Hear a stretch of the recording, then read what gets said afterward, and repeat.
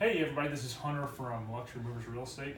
So today we're going to talk a little bit about interest rates. Not always the funnest topic of conversation, but it actually matters because it's talking about what's in your pocket as far as money goes. So what I want to talk about first is just interest rates in general. This is a chart of interest rates for 2019. So you can see here earlier in the year, 2019 actually starts here, so we're going back 12 months from today. Interest rates kind of within the last year are hovering between like 4.75 and 5%. And you can see as we went into December and January this past year, they were even up over a little bit over 5. What has happened in the last 6 months is we've had a dramatic decline in interest rates. The Federal Reserve also met this week and said that there were probably going to be another drop sometime over the next 6 to 12 months. So if you can see on the chart, we were around 5 and it now has gone down to right around 4 and even a little bit below 4. So what does that mean for you? Well, when you buy a house, the price of the house is not necessarily correlated with the nominal number on paper. So 200,000, 300,000, 400,000. When you get a mortgage, the price of the house is really the interest rate that you're borrowing the money at. So what I wanted to do is walk through an example here on the whiteboard. And I'll get this set up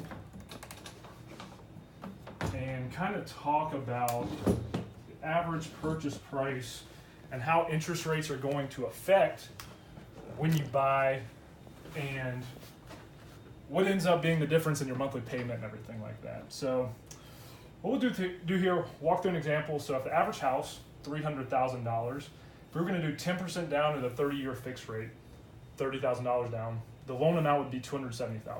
So we're going to walk through a few examples of what the payment would be at 4%, 4.5, 4.75.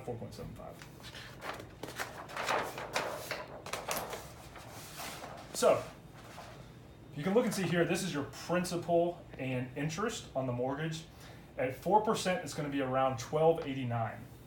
4.25%, $1,328, 4.5%, $1,368. Simple enough. You can see there's a little bit difference in the monthly payment. Everybody knows that. But what I want to talk about is what happens down the road from now. So if we go to the end of 2023, there's only 4 years from now. It's crazy to say 2023. That sounds like super in the future. Only 4 years from now. But you can see the amount of interest that you will pay over time in that 4 years and how that starts to compound on itself. I think it was Albert Einstein that said the greatest thing in the world is compound interest. So even one of the smartest people ever talks about this effect on money. So you can see at 4%, the amount of interest that you would pay into 2023 would be $47,456. At 4.25, that number would be $50,509, and at 4.5, it would be $53,569. So if you look after 30 years, a quarter point interest rate difference, you end up paying $14,000 more, and a half point interest rate difference, which would be 4 versus 4.5, ends up being $28,000 more, and you divide that over 30 years, you're looking at $2,000 to $3,000 more a year that you're paying just in interest. Same price house, same price everything. So if you look at it, even though people might say housing prices are inflated right now, the cost that you're borrowing money is much, much less.